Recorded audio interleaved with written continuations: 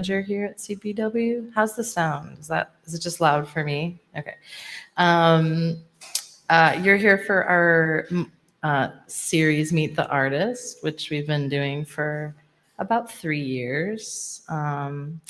Meet the Artist is made possible by generous grants from the Arnold and Augusta Newman Foundation and the National Endowment for the Arts.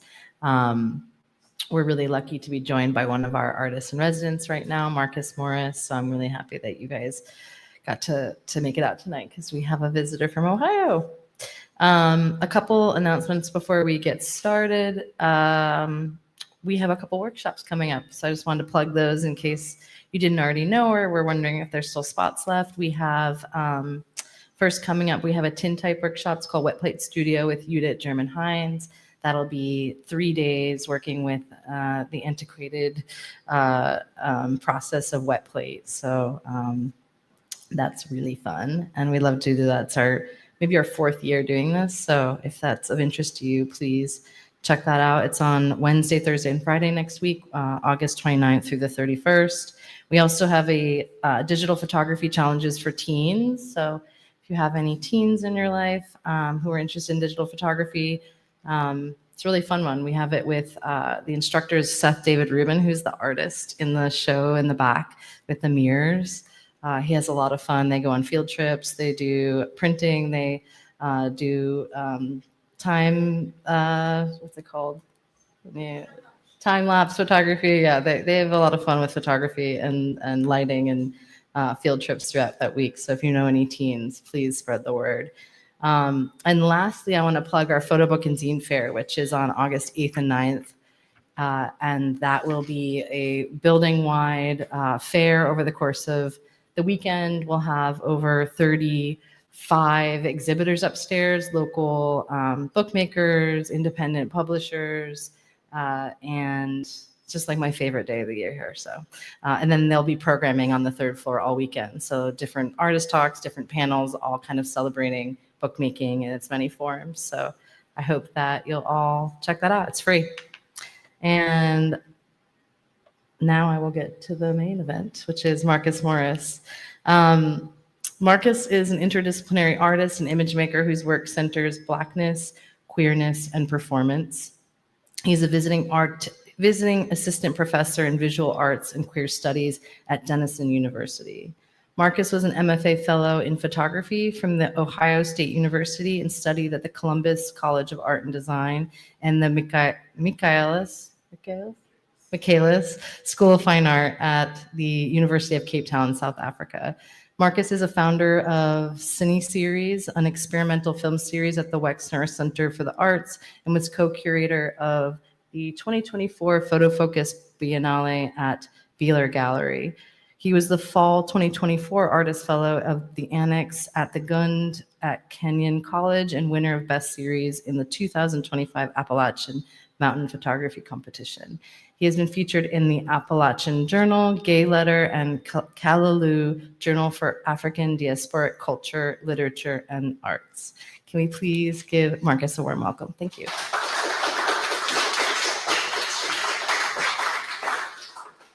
It's kind of wild to hear your obituary right before you get up here. Thank you all for coming. I feel very fortunate to talk about this work.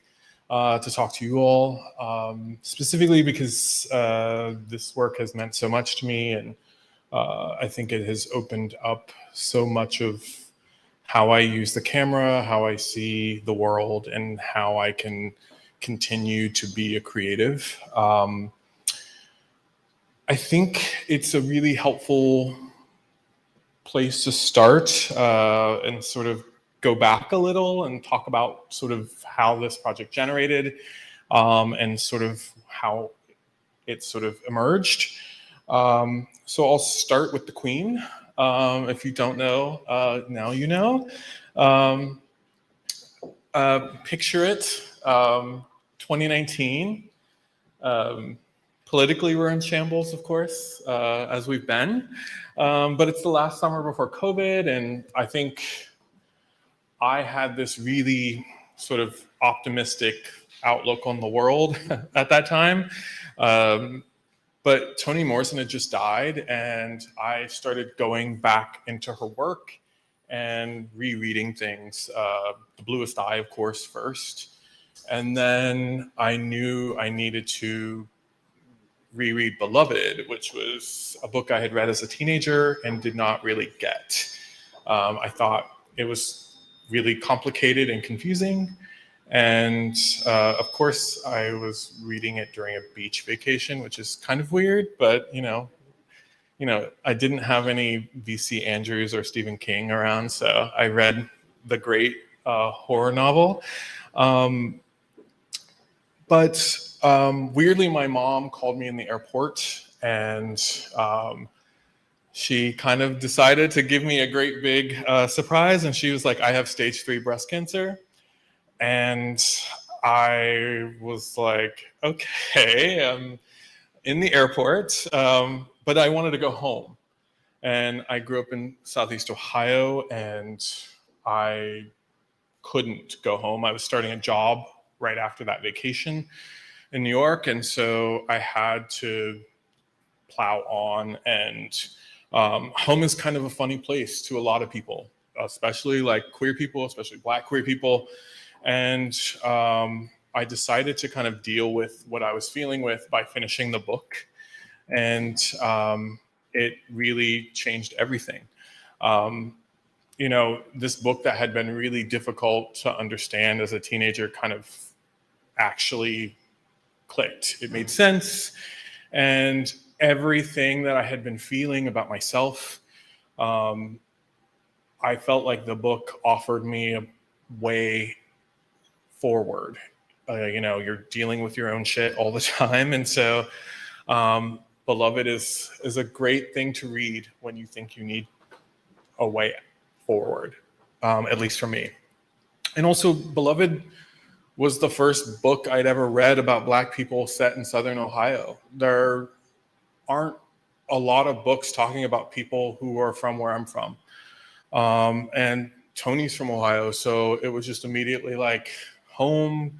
Solange had come out with a record about home that year. So I was like, oh, everything is telling me what's home. What's home look like to you?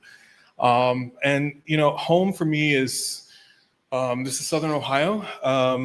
I come from Southeast Ohio, technically, which is the edge of Appalachia. And my maternal family came to Ohio in the 1820s. Our ancestor Hannah and her 6 children were emancipated by the son of their enslaver. And they had lived on a plantation in Virginia. And the son that emancipated them was also the father of those children. And he, alongside Hannah and their children, moved to Ohio, which was a free state. Technically a free state still, but it's debatable. But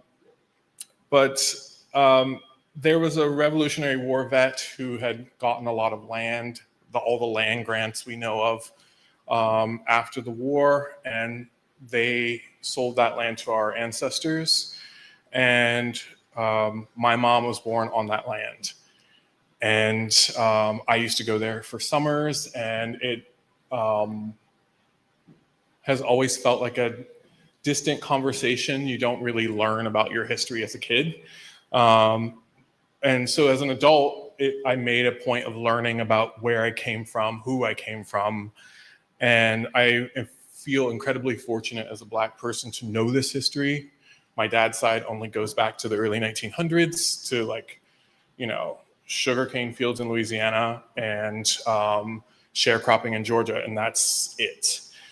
So this, history that goes back to 1776 essentially feels like clarity and an understanding. Tablertown, which is the town I'm from, my family's from, was called Kilvert for a century because a mining company came in, and white ownership trumps Black, investment in our world in so many ways, unfortunately.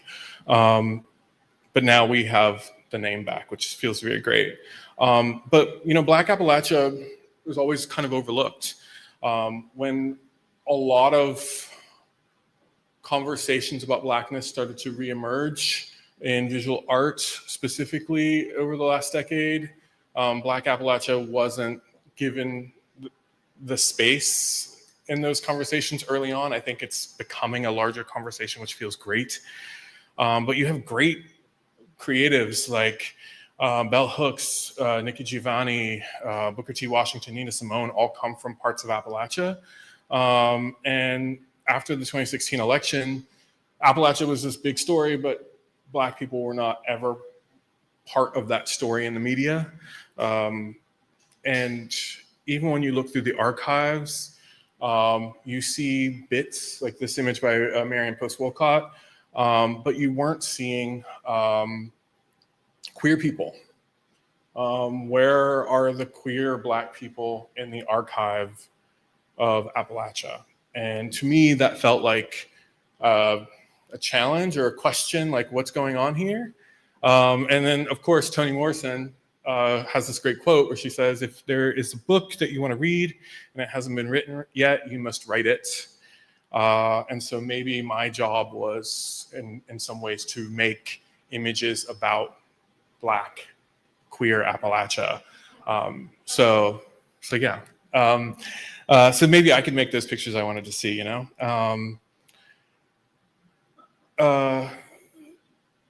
Saidiya Hartman has this incredible phrase called critical fabulation. And she talks about the use of storytelling and speculative narration as a way of redressing history's omissions, particularly those of enslaved people and their descendants. And for me, research is really important.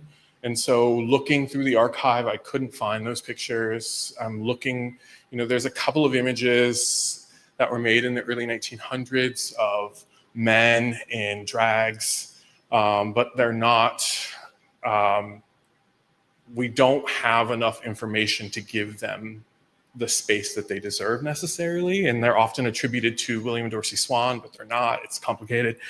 But I was looking a lot at the first 100 years of photography and looking for queer people, queer Black people. And so I had to look elsewhere for the things that excited me about that, period of time. Of course, you have Nadar and Lady Howardin and August Sander, who are making these incredible works that I was connecting to. And then later folks, Sally Mann, Dawood Bey, who start to build this library that I can sort of draw from. I think when I'm looking to make, I'm always looking for the thing that kind of makes me want to remix it or re-explore ideas or even make something new from something that exists. And, I think every photographer is looking for what it means to be a person when they make, I hope, maybe. And sometimes I'm looking at how other photographers think about what personhood is too. This body of work, Elegance Is Refusal, is a fantasy in a way, because there are no images that look like this, but I want it to feel real. And in some ways it is. And I wanted them to feel vernacular because that feels so real. Two Black gay men in 19th century clothing in Appalachia, it feels almost silly, but for me, it could be real. And it also addresses the idea of what dress up is and how that gets denied for little queer boys specifically. Like the idea that, I think my parents might have avoided some of the trouble if they just let me play with those dresses as a kid, but now I'm doing it a lot more than in way bigger spaces than I could have imagined. But also I wanted to look at 19th century images of Black folks and how they dressed and how they presented themselves. And and also queer people in the way they dressed. And you would see these great images of white men cross-dressing in England, but the lack of image of Black men who were gay or queer felt important to sort of address for myself. And, you know, if I had seen that as a kid, maybe it would have relaxed my desire in so many ways. But, you know, Sethe was around 38 in the book Beloved. And I was returning to Ohio at age 38. I'm moisturized, so that helps. But you know, everybody in 2020 had some trauma. If you got through 2020 without trauma, then I want to shake your hand and ask you what the hell you were doing, because I need a way in. But maybe I was addressing some traumas of my whole life in this work, reading about the effects of colonization on people, the fragments of self that exist as a result of this dehumanization that has existed for 500 years plus.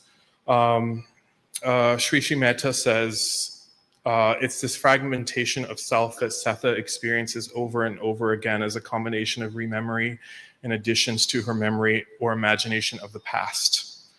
I needed to find a beloved in this work. I could no longer be an ingenue, even if I'm moisturizing and all of that, you know. I think I had to be the mother. And I think that spiritually would also solve some things I wanted to work through in this work. And so I met Xavier Cruz in New York. And I said, "You look like you could be my little brother." And then I said, "Would you like to play my dead daughter? Would you like to play my younger self?" And he was game. He never read Beloved. I don't think he ever has. And we started bonding in this weird way. And he became a muse beyond expectation. He loved fashion. And wanted to be a supermodel in my pictures, so I allowed him to just be the thing that he wanted to be, and I could direct, but really it was the bond that existed between us in this process that allowed the work to come forward. And, you know, thinking about supermodels and fashion, I grew up in the 90s, so naturally those images were very present. And, you know, I am constantly looking at a lot of historical imagery, but a lot of the early visuals that kickstarted my creativity were from magazines like Vogue. I stole a copy of Vogue when I was a kid from my mom's doctor's office. Madonna was on the cover, and inside that issue was this story by Stephen Meisel, starring Linda Evangelista and Krista McMenemy. And I think it was really important for me to always cite fashion photography as a source of inspiration, often because there's this notion of what fashion photography is, the sort of surface level ideas of fashion. But those magazines publish great artists, and sometimes, you know, I learned about Avedon and Horst and Irving Penn from Vogue. You know, the first time I ever saw John Singer Sargent wasn't in a museum, it was in Vogue. And Diana Vreeland, who ran Vogue in the 60s, was really influential with her language about, you know, culture and style. And you would see Man Ray and Lee Miller and Dina Lawson and Kwame Brathwaite were all people who got pictures in Vogue in some capacity. That access point in Southeast Ohio is really important to me. Like, I couldn't get a lot of the great books that I now have experienced, but you could get Vogue at the grocery store. And that means a lot. And sometimes I think we have to address how people access visual culture. So these works really inspired me. I still think about them every day. You know, that great horse, Penn's images of fashion for the Met in the 70s. You know, I was really drawing from a lot of that and looking at that as I was building what became this project.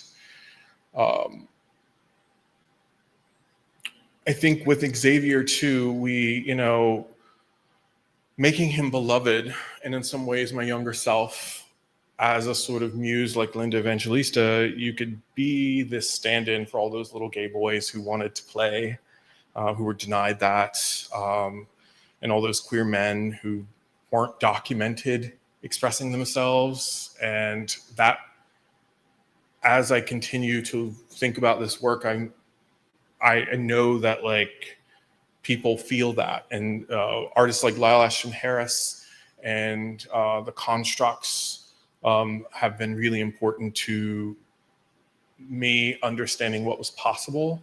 And hopefully some other little black gay boy looks at these and goes, oh yeah, I'm gonna dress up somebody in this and sort of live a fantasy, and hopefully they do, and do it well, you know. The vernacular aspect of things was really important. It should feel like every day, like the family album in a way. But also what was happening was this mothering thing that was unexpected. Of course, in Beloved, it's all about the mother. But queer mothering is really important in the culture. Regardless of your identity, queer people, there's always a mother figure in the form of some, crotchety old gay man who has to make sure the younger people don't make the same mistakes, or you take the wrong drugs, or sleep with the wrong people. But sometimes you have to make those mistakes. But this mothering experience with Xavier felt really special and real. I still am giving him lectures and telling him, don't date that person, or date that person. Go to bed. And in some ways that mothering fulfilled this need for me to be mothered in a way, like by another queer person, by a queer community. Xavier's talked about his relationship with his mother and that fractured experience, and so I wanted to be somebody he could call on if he didn't have that. And that development was unexpected and special and real, and I feel grateful always for it. I started editing the images after making them. I spent a month in August with Xavier in 2023, I believe. And I do not recommend wearing a corset and petticoats and a wig in the summer heat. If you can find a way to tell your story in the wintertime, please do so. But what I thought would be interesting in relation to Beloved was there's a journey to the clearing in the book. And the clearing in Beloved is a place of self-love, a radical concept for formerly enslaved people. It was described as a wide open place cut deep in the woods. Nobody knew for what at the end of the path, known only to deer and whoever cleared the land in the first place. And in my imagination, the clearing is this, place of liberty, and the light shines in it and allows you in, regardless of how thick the brush is. And what I wanted in this clearing was Setha and Beloved, myself and Xavier, going to that place together. If a person could be so lucky to encounter their ghosts, especially the ghost of your younger self, what would you do? And the idea of teaching them how to love themselves feels like the greatest gift you could give to yourself. And this journey was the gift that I could give myself in a way. And maybe making photographs could be a gift that I always give myself, outside of the idea of showing your work or, I think I spent a long time trying to be a commercial photographer and to varying degrees of success. And I think I was always conscious of, I'm making photographs for other people to believe that I deserve to be making photographs. But then I would never think about what mattered to me or why I should make photographs. And so this project kind of freed me of that. Now I just want to make pictures that I like or that feel like I'm in that clearing. And I once read that Toni Morrison's characters are kind of searching, or they're lost, like a lot of us, and maybe many of them are finding their own moments in the clearing. You think about so many of her characters and these moments where they feel liberated or free. And Ming Smith, who is a huge hero of mine, also from Ohio, describes what she calls in a lot of her work a Harlem everywhere. And Harlem, of course, being the center of Black expression in the 20th century, and hopefully still today. If you know, you know.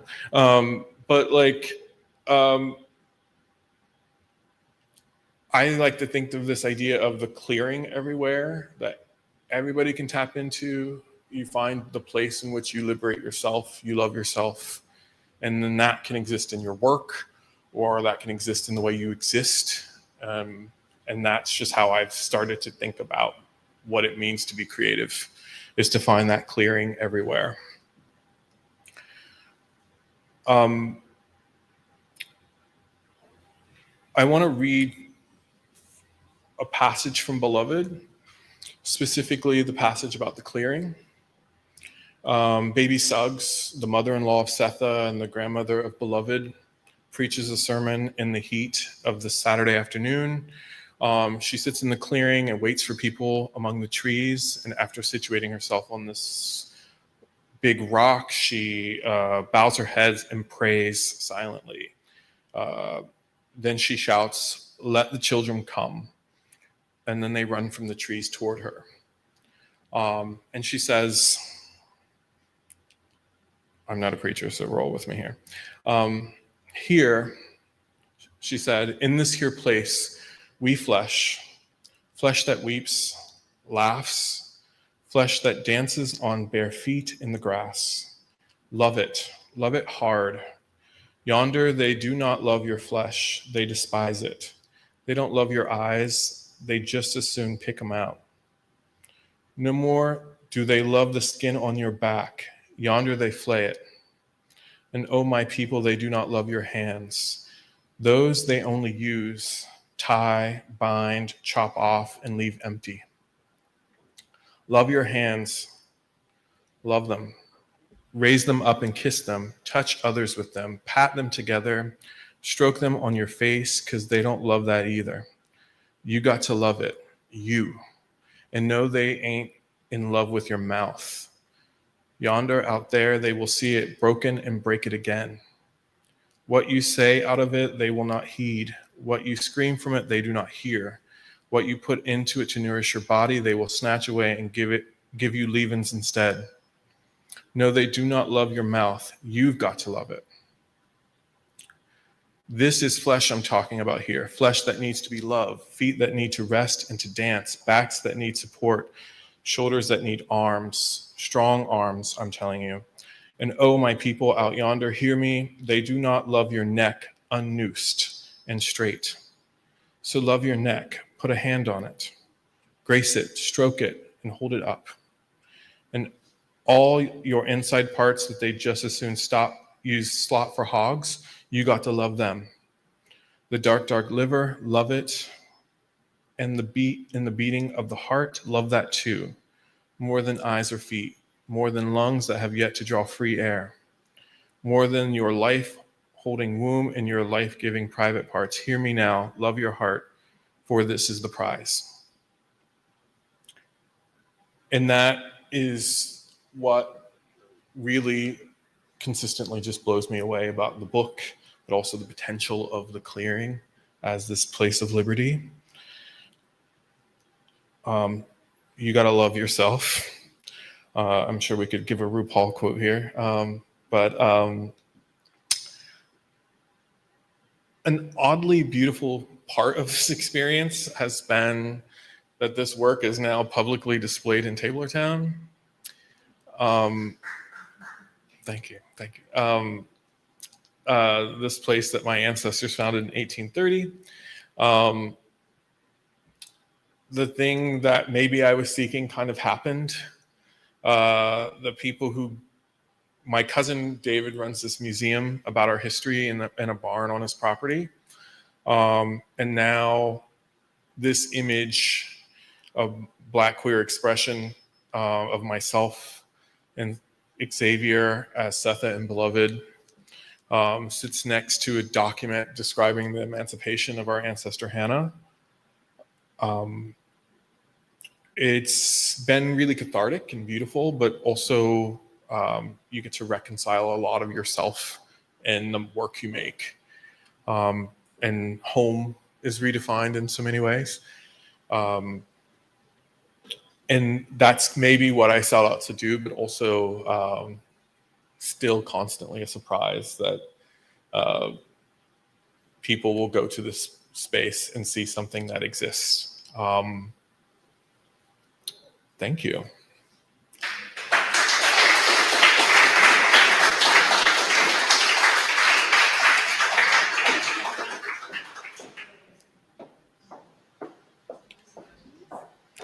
If you have questions, I'm here to answer them. Also, there's some little carte de visites up here if you want to take them when this is all over, but I'm here for any questions if you have them. Okay.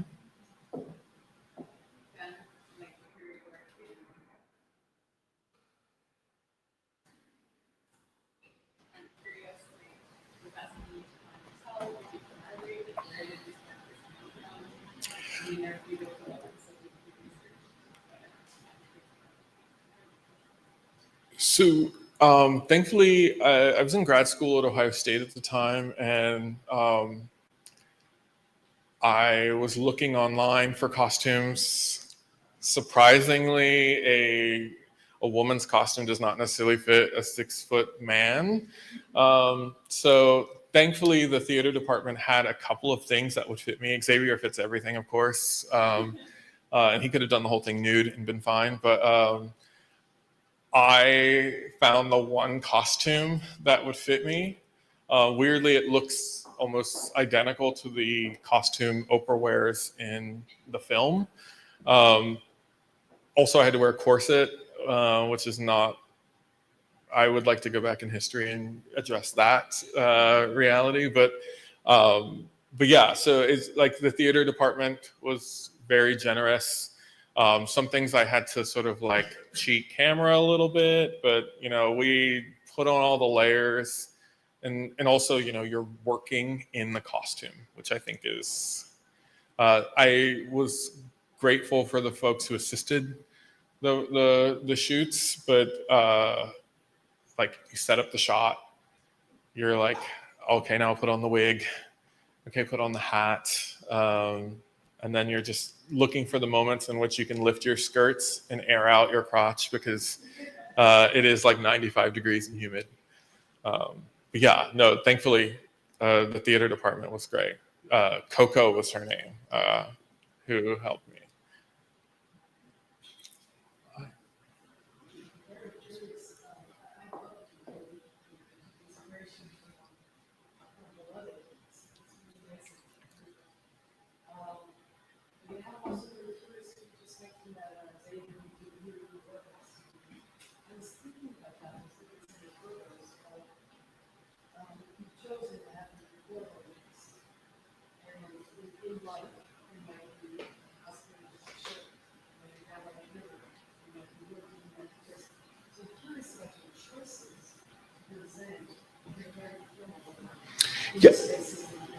Yeah, so I thought about that too, because I was like, oh, every day you're not going to be wearing your best, but also thinking about Black culture, you're not going to make pictures in anything that isn't like, there's a photograph of me, I think when I was a kid, and then like my mom's like, why did you put that on for picture day?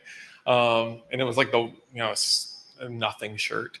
But also Beloved is kind of treated in this capacity as this precious object, and she shows up in this black garment and like a dress, and then there's almost this idea of what Setha would give to make her happy, this whole text. And I always thought, oh, anytime Beloved and Setha, if they're going to the clearing, she would dress her up, and like the initial images, her every day would be the black, and then sort of the journey to the clearing would be in those in that it's in color, it's like silk moire, but it's like burgundy, and I just remember being like, oh, I have to have better gloves for Xavier because we're men, so our hands don't fit any of the women's gloves. So I was like trying to find gloves that looked more elegant than like the images, like the gloves I had that could fit him. So it's like things like that. And then initially I started shooting Setha in normal like things, it was like a blouse with a skirt, but then I wanted to like also like not feel like it was like the day she was doing laundry or something. But so it's like that sort of feeling of like, oh, if the everyday was, in the 19th century, there are so few like everyday images, but everybody dresses up for the picture because it might be the only one you ever have.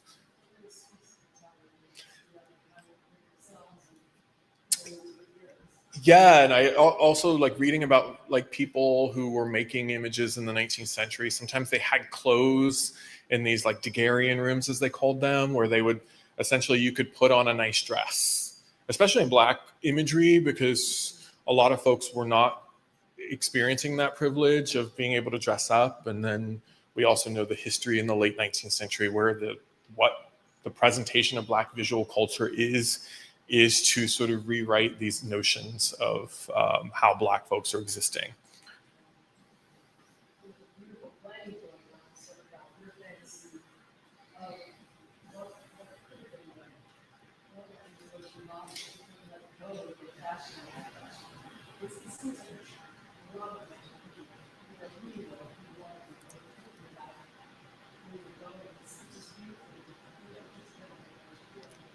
I wanted to, if I had a budget, we would have been like really turned out, but like unfortunately, like I probably would have had a nicer wig.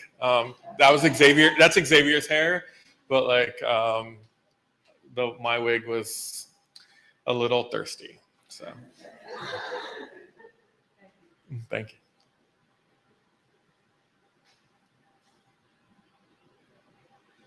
Good.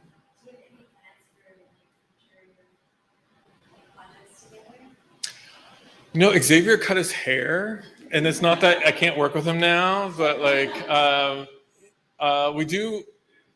we always want to work together. I was trying to get him to come up, and hopefully it can work out while I'm in residence, but I want to figure out what that looks like.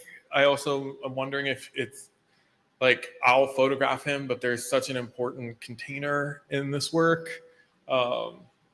But like the next work I want to make, I don't want to be in. So I'm like, oh, he could be good. But yeah, it's like he's like a New York City kid. He's just like running around, going to parties. And so it's also like you want to give that person that space to be young and fab and not just like posable doll. Although he's kind of like the Marlene Dietrich to my Sternberg in a way, where I'm like, he hits the light every time, which is great. But yeah, I'm like, if I could find that idea. I also work with somebody else a lot too. So it's the dueling muses in the work. But yeah, thank you. Hi. Xavier's gaze is really intense. And the difference between his gaze and your gaze, did you intend for that? You know, I always think about the way, like, sometimes in the book, the character beloved is essentially two, because that's when she was killed. But she shows up as an 18-year-old woman. And I also think that Xavier is also somebody who immediately locks in when photographs are being made, whereas I'm like a little like less comfortable. So there's that too. But I also know I'm controlling the camera, and so I think sometimes it's a matter of I don't like to shoot tethered, so it's always that feeling of like running into the frame. And so I think there's a little mix there where it's like, oh, I am just trying to relax, whereas he's trying to like burn down the lens in a way. But yeah, I think there's a sense of like when you see this, I'm low key terrified, and he's a little like, this is my moment. Well, that sort of mother gaze is an intense gaze for all the purposes that you're doing, and also a mother's purpose. After her child. Yeah, and also I think there's a mothering thing where I was like, well, I'm not gonna look more beautiful in him than this picture, so I have to be at least like, present. And I want him to shine. I'm like, oh, you have to be beautiful, because it's kind of like my younger self being shining there, and so I'm giving that to my younger self. Maybe not conceding the picture, but yeah, I want him to always look back at these pictures and say like, oh, I was amazing. And if not, then I'll like kick his ass or something. But yeah, thank you.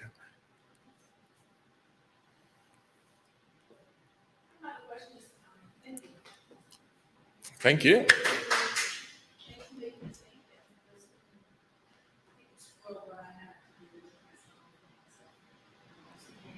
Mm-hmm.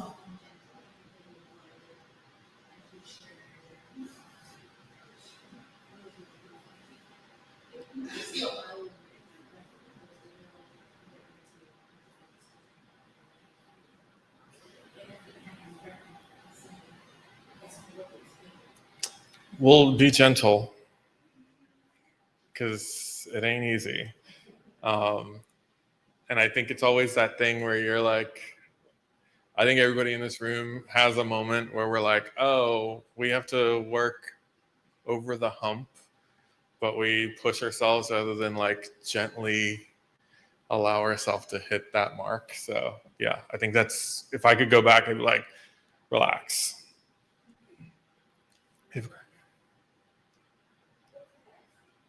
Huh?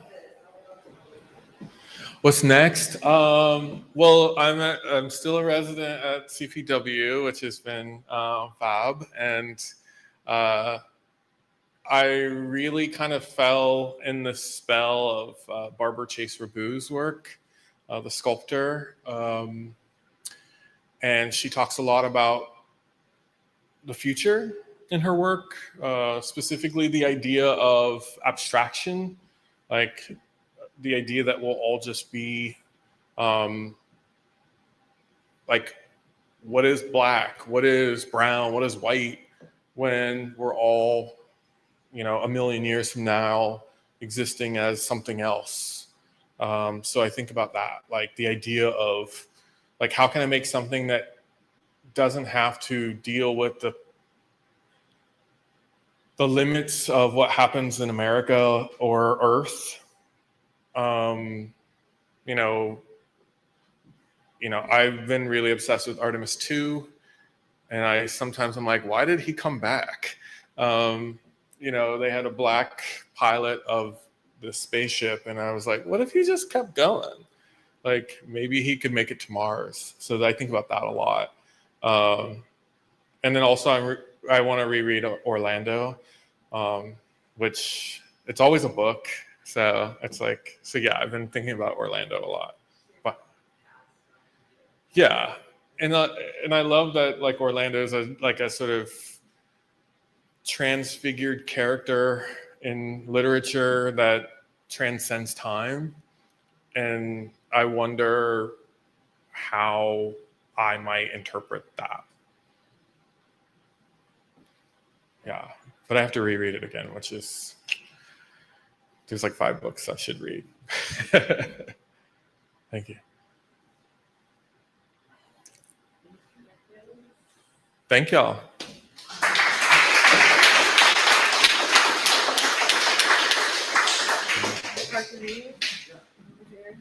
Um,